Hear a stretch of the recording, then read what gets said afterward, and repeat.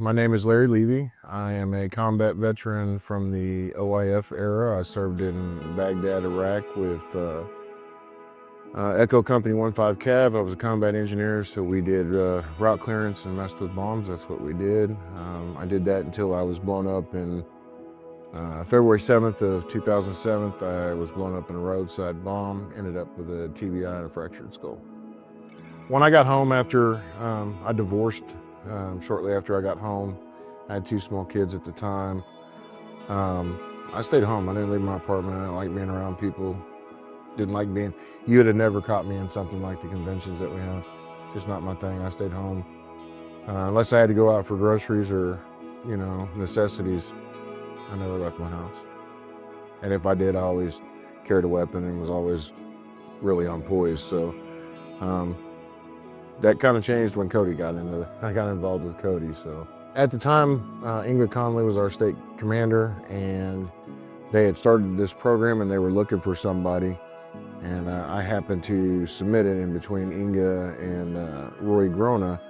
They decided I would be the perfect fit for the first person. So actually the first two dogs that they did, which was Pearl and Polaris, I ended up with Pearl, and my senior vice under my post ended up with Polaris.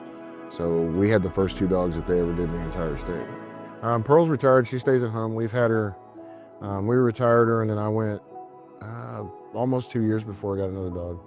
Cody called me up and he said, "Man, I got this dog, and I think he'll be perfect for you. He's got the same kind of personality you do. He's laid back and lazy." And I was like, "Oh yeah, that'll work."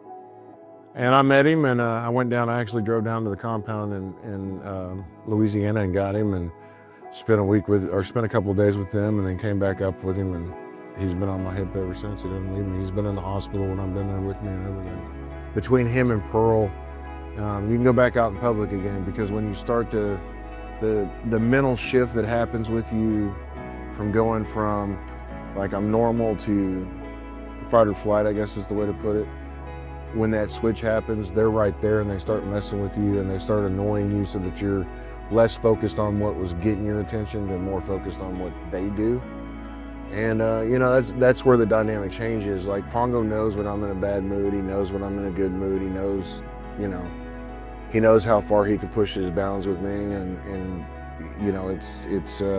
it makes it where you can be out in public more or less, where you can be around people and you start to feel comfortable again, and that's been a huge adjustment for me. So in September 23rd of 2024, I'd gone to work and got a phone call that my son had been killed. And so I ran home. He was murdered at my house. He was killed by a young man that I had taken in to try to help. Single gunshot wound to the chest, and that was it. So my son at 23 years, I lost him in a blink of an eye. When I got on scene, Pongo was home. I had left him at home to go to work.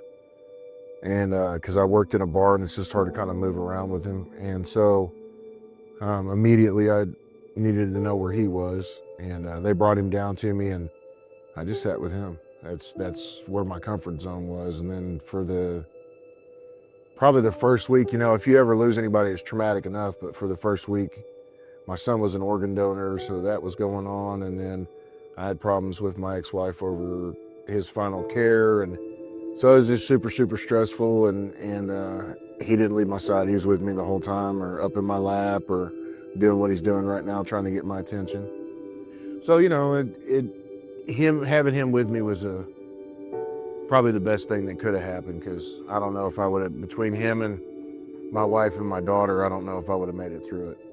Drill Sergeant in Basic once told me, he said, life can knock you down, and you can stay on the ground, or you can drag your face until you stand back up. So which one are you gonna do? So I dragged my face. I lost him, and then 4 months after I lost him, I lost my mother. My mother died in hospice care. I had to go up there and take care of her and all that stuff. So, and then I was in the room with her when she passed away. I was the only one in there. So it's been a tough 7 months, to say the least. But I don't know where I would be without him. I told the story when they had a graduation down in Midwinter this year.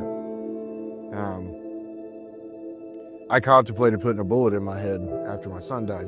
He was my shadow, and If it wouldn't have been for him, I probably would have, between him and my family, but more him. I mean, he's with me every day. He's always by my side. He's always in the truck with me when I'm going somewhere. The only time he's not with me is if I'm riding my bike. But, you know, if it wouldn't have been for him and how he acts, I probably would have. I'd probably be dead by now. I lost all will after he died. We have requirements as VFW post officers, whether a post commander or a district commander. I fulfilled mission for this year through everything that I had going on, and I made sure all my posts did. You know, and I tell them, if I can go through everything that I've gone through, then you can go through and do the same thing. And even with the guys that have service dogs or want them, I tell them the same thing. You know, you can make it through anything. These guys just help out 100% more. You know, I've been with them since day one, and Cody is extremely passionate about what he does, and meticulous in how he places dogs, and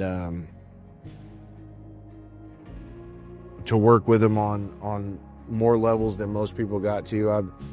I've delivered dogs, picked up dogs, we've raised puppies, we've graduated puppies that are now out here walking around.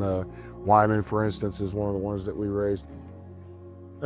Just being involved with it and seeing the passion that Cody has. Cody's a unique individual in the fact that a lot of people that run these companies or that do these service dogs or whatever they want it's not about the person. And Cody's not about, he doesn't care about the financial end of it. He doesn't care about every other business nonsense. He cares about the quality of the dog and the quality of the training of the dog and the quality of the dog that he's going to give to you.